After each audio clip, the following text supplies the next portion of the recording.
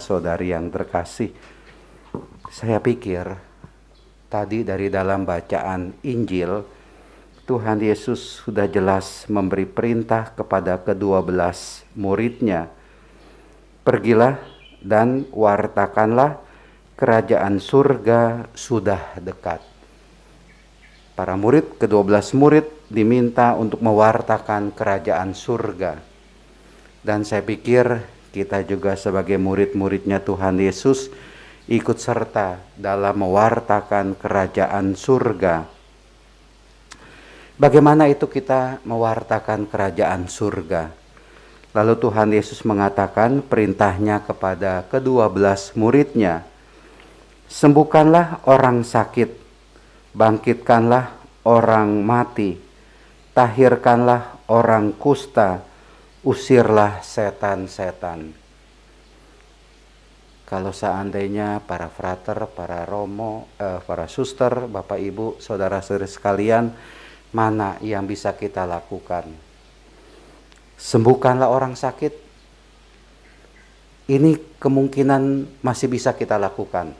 Seperti di Samadhi ini, ada sekitar 50-an, lebih 55-an orang yang sedang recovery tubuhnya dari penyakit COVID, sedang isolasi mandiri, tapi sudah penuh itu ya. Bingung itu penuh. Kecuali kalau mau dititipkan di susteran itu bisa itu ya. Menyembuhkan orang sakit, ya mendoakan, memberikan kegembiraan kepada orang sakit, bahwa mereka dalam situasi sakitnya ini tidak disendirikan, tapi ada yang memperhatikan, ada yang membantu, ada yang menolong. Nah ini mungkin bisa kita lakukan. Bangkitkanlah orang mati. Seumur umur saya misa requiem, belum ada itu satupun mayat yang bangkit yang saya doakan. Ya kalau sudah meninggal ya sudah gitu ya, selesailah itu ya. Hidupnya di dunia ini, tetapi ada kebangkitan. Dan ini masalah kebangkitan ini menurut saya masalah urusan Tuhan lah ya. Bangkit dalam arti masuk ke dalam kehidupan abadi, tinggal bersama dengan Tuhan Yesus. Tahirkanlah orang kusta, belum tentu.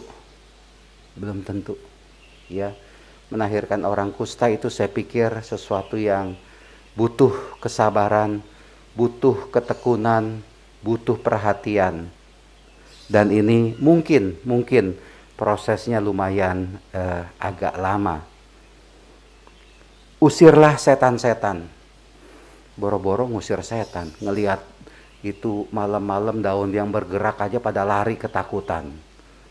Ya. Ya kadang-kala kalau saya memberkati rumah itu ya, terkadang umat itu sudah mengatakan, Romo tolong di bagian ini diperciki karena ini ada penunggunya. Nanti kalau frater sudah jadi Romo, di bagian ini, di bawah pohon ini, kalau malam-malam itu suka ada bayangan. Padahal nggak tahu itu bayangannya dia. Kali itu ya, suka ada yang, suara orang ketawa. Lebih baik mendengar suara orang ketawa daripada orang nangis menurut saya. Ya. Tapi manusia sekarang ini ya, umat-umat sekarang ini, itu banyak sekali yang ngomong, Romo saya ngelihat setan. Kok nggak pernah ada umat yang saya temui, Romo saya ngelihat malaikat. Nggak ada itu. Tapi saya ingat, barang siapa yang suci hatinya akan melihat Tuhan. Nah ketahuan, kenapa yang dilihat itu setan? Karena hatinya enggak, itu dia. Ya, tapi setan itu saya pikir tempatnya bukannya di bawah pohon, bukannya di tempat gelap. Setan itu tempatnya di mana? Di dalam hati. Ingat, itu setan itu sekarang punya tempat yang nyaman. Di mana? Di dalam hati. Karena setan itu kerjaannya adalah membuat manusia kita ini jatuh ke dalam dosa. Dan kadangkala kita lupa. Hati kita ini tempat setan itu tenang duduk. Jangan-jangan di dalam hati kita itu setan lagi minum kopi, lagi minum teh, lagi baca koran, tenang-tenang di dalam hati kita. Sambil nikmati es durian, singkong goreng itu di dalam hati kita, nyaman. Dan itu membuat kita seperti apa? Ya jadi orang sombong, menjadi orang yang tinggi hati, menjadi orang yang sukanya menjelek-jelekan orang lain padahal dirinya jelek. Membuat dirinya itu angkuh. Nah itu dia kerjaannya setan. Jadi setan itu bukan di luar tapi di dalam hati. Kenapa enggak setan seperti yang itu yang diusir? Nah, dari apa yang dikatakan oleh Tuhan Yesus saya hanya memeringkas begini. Ini sok pintar aja saya meringkas, ya. Menyembuhkan orang sakit, bangkitkanlah orang mati, tahirkanlah orang kusta, usirlah setan-setan. Saya mau meringkas begini. Wartakanlah kerajaan surga dengan berbuat kasih. Nah, itu saja. Sebab tindakan-tindakan itu adalah tindakan kasih. Perbuatan itu adalah perbuatan kasih. Di mana kita yang sudah mendapatkan kasih dari Tuhan, para murid yang sudah mendapatkan kasih dari Tuhan, justru bisa melakukan kasih itu kepada orang lain.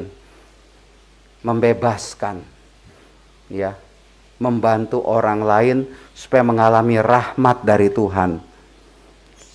Dan saya pikir menjadi sesuatu yang bisa kita pahami. Kita mewartakan kerajaan surga dengan cara berbuat kasih, berbuat baik kepada sesama. Lakukan itu saja, maka kerajaan surga tidak jauh dari kita sekalian. Para romo, para frater, para suster, bapak ibu, saudara-saudari terkasih, mari kita ikut mewartakan kerajaan surga yang identik dengan damai, sukacita, dan itu kita lakukan dengan cinta kasih dalam kehidupan ini, dalam keluarga, dalam komunitas, dimanapun kita berada. Mari kita wujudkan kasih itu supaya kerajaan Allah sungguh nampak. Jangan kita ini membuat tempat di mana kita berada neraka. Ada kalanya yang kita buat itu neraka. Rumah bukan dijadikan tempat, atau keluarga bukan dijadikan tempat sebagai kerajaan surga, tetapi neraka. Komunitas bukan lagi dijadikan sebagai kerajaan surga, tapi neraka. Itu kita harus hati-hati. Sekali lagi, semoga Tuhan mendorong kita, menguatkan kita untuk mewujudkan kerajaan surga di keluarga, komunitas, tempat kerja, di mana saja kita berada. Tuhan memberkati kita semua. Amin. Amin.